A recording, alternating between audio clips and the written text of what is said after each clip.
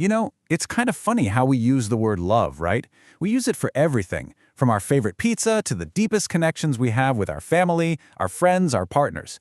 So how can just one little word cover so much ground?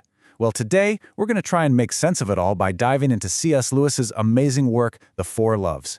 It's a fantastic guide to this universal but, let's be honest, totally confusing emotion. All right, let's get into it.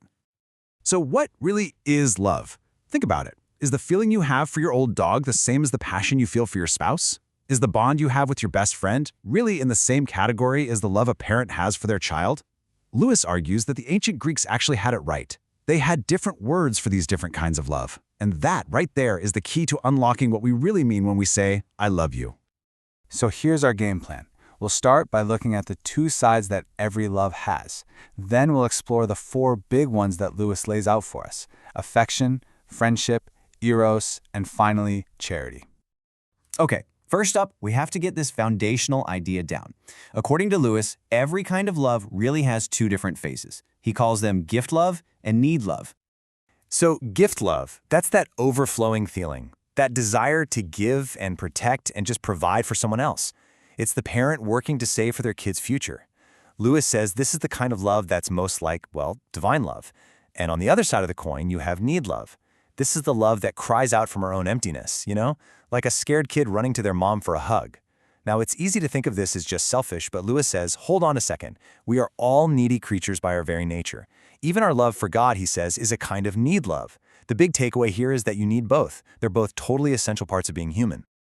All right, let's meet our first type of natural love, affection. The Greeks called it storge. And this one? Well, this one is the most common, the most humble love of them all. Affection isn't about some grand, sweeping passion or a deep intellectual connection. As Lewis puts it so perfectly, it's about soft slippers, old clothes, old jokes. It's that comfortable, quiet love that just grows on you. It comes from just being around someone or something. It's the love of the everyday, the things we almost take for granted.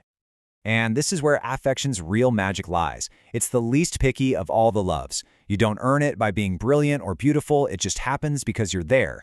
I mean, think about it. When we say my old friend or talk about our old dog, that word old becomes this incredibly warm, endearing term.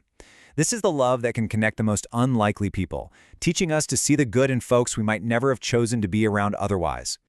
But here comes the warning.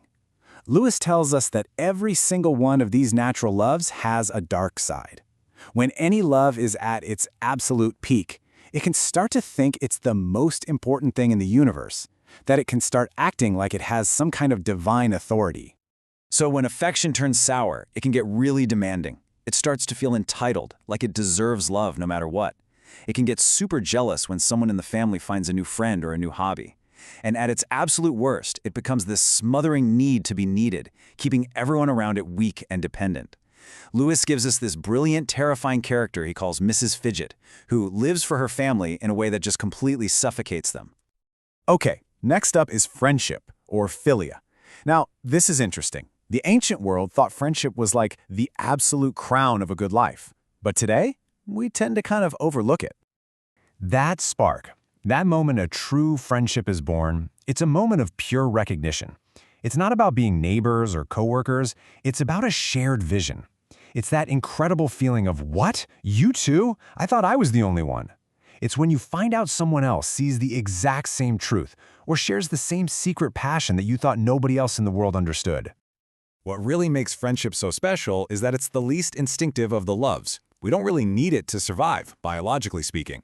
Lewis has this great way of putting it. Lovers are face-to-face, totally absorbed in each other. But friends, they're side by side, looking forward together at something they both care about. And that is why it's the least jealous of all the loves.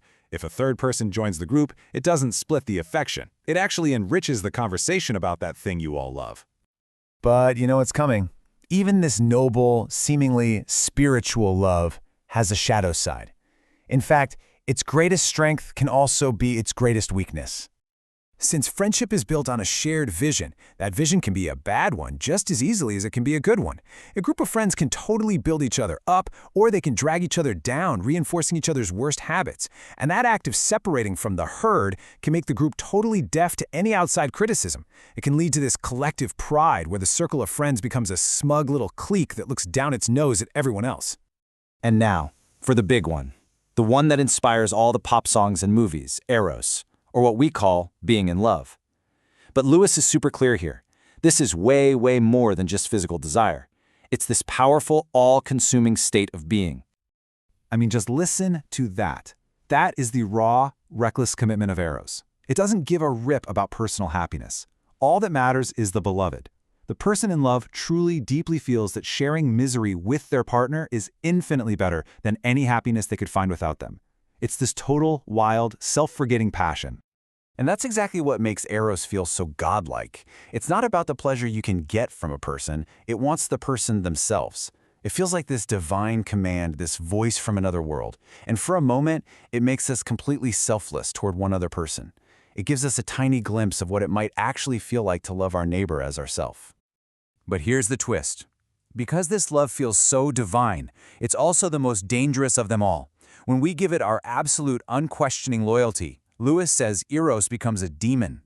Yeah, when you turn Eros into a god, it creates its own religion with its own rules. Love made me do it becomes the ultimate excuse for anything, for cruelty, for betrayal, for injustice. And the really grim joke here is that this god who demands eternal loyalty is, well, he's famous for being fickle. Eros makes these incredibly sincere promises of forever that all by itself it just can't keep. And when that idolized love inevitably breaks down, it can curdle into this horrible torment of hate and love, chaining two people together in misery. So, if affection, friendship, and Eros can all go so wrong, what's the answer? What do we do? Well, this brings us to the absolute climax of Lewis's argument, the fourth and final love, charity, or as the Greeks called it, agape. To explain the solution, Lewis gives us this beautiful analogy of a garden. He says our natural loves, affection, friendship, Eros, they're beautiful, they're teeming with life. But any garden that's just left to itself will eventually turn into a wilderness of weeds and thorns. It needs a gardener.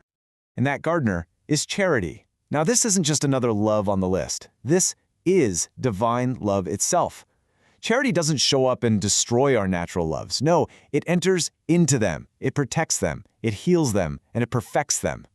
It's the love that makes it possible for us to love people who seem unlovable, to forgive the unforgivable, and to want what's truly best for someone else, not just what our flawed natural love thinks is best. And that's the whole point. This divine love doesn't just erase our messy, complicated human loves, it works through them. Charity needs affection and friendship and Eros. It needs something to work on, something to perfect, so that they can finally become what they were always meant to be. So Lewis leaves us with this powerful image to think about.